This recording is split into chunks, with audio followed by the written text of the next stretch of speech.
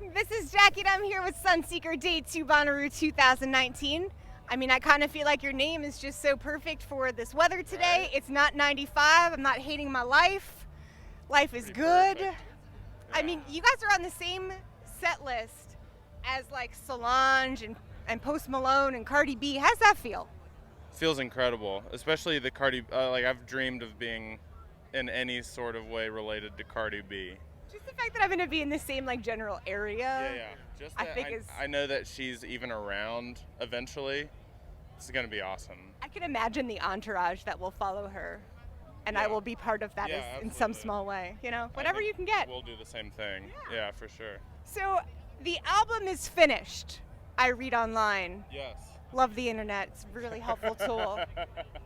But my main and most important question is, do you think Keith Urban will like it?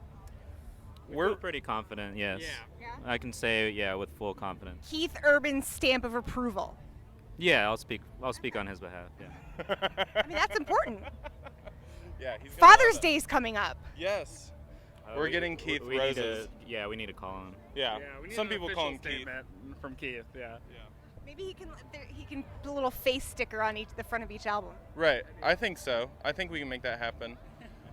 Yeah, Dad can make that happen. Dad can make that happen. He's a pretty wealthy guy. Yeah. Any news on the due date for the album? Yes.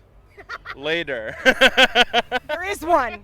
It'll come out. It'll be amazing. Hopefully not too much later. Hopefully not too much later. Good. So is your songwriting on the album? Does it have a name yet? The album? Yes. Yes, it's gonna be called Wave Country. Okay. So does Am I wait. supposed to say that? Yeah, you're good. I'm good. Okay. Too late Wave now. Country. Suckers. So does Wave Country, is the songwriting for it more autobiographical or more thematic and broad?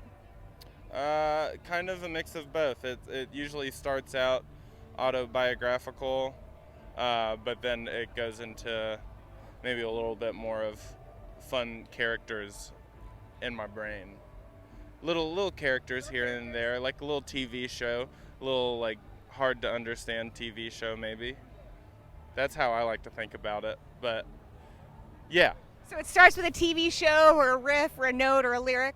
yeah, usually something like that, and then we all hang out for a long time, and then it turns into an album. And then eventually the album comes out. Yeah. Hopefully sooner and not later. I dig that. So when you're playing songs live, do you prefer to experiment with them or keep them as true to the recording as possible? I think it's a mix of both. I think we try our best to emulate what's happening on the record, but after we know we can do that, we definitely like to do things differently live and create more of an experience. I hate to say that sentence, but Yeah, we like the recorded experience and the live experience to be a little bit different, so they're both separate, interesting things, you know. Give folks a reason to come. Yeah, exactly. Give them a reason to show up. Exactly. Is there a song that you on your albums that you will never ever play live, and if so, why? Oh, I don't think there's any song we won't ever play live. There are some songs we will play probably every show, and maybe a few deep cuts that we'll rip out every once in a while, something like that. There's a song on the record that has a extended saxophone solo. We don't have a saxophonist in the band, but we'll figure out how to do it. We're figuring that We'll figure one it out. Yeah. I mean, here you can definitely find one.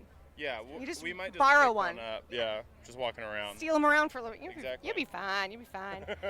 So with new music coming out eventually or soon, what role does music streaming play? Well, I think it's incredibly important from the aspect of a band that's trying to get people to listen to your music. It's kind of the main way to reach a large audience.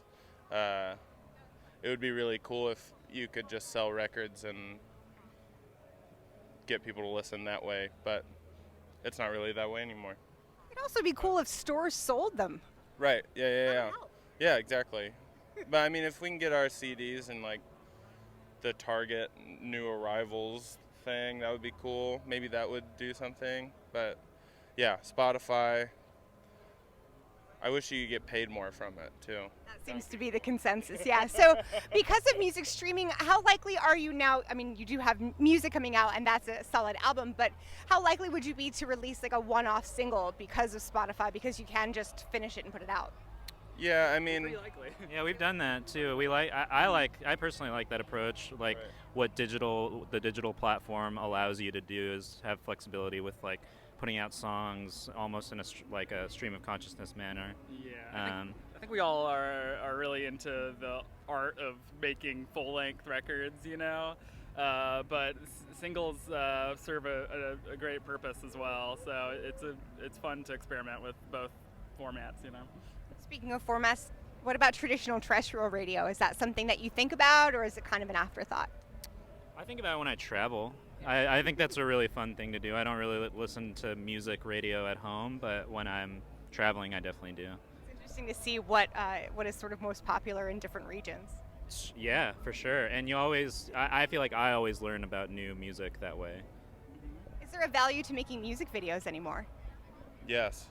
And if the only value is that you get to experiment creatively, then that's what's fun about it. And like going outside of what we're normally comfortable with and playing music, writing music, we've definitely been going a little bit more outside the box and doing our own stuff with visuals and creatives in that way. So that's been really fun. I don't know how important it is to like a viewer or to someone who listens to your music. I'm sure a little bit, but it's more just fun for us to be able to do that sort of stuff.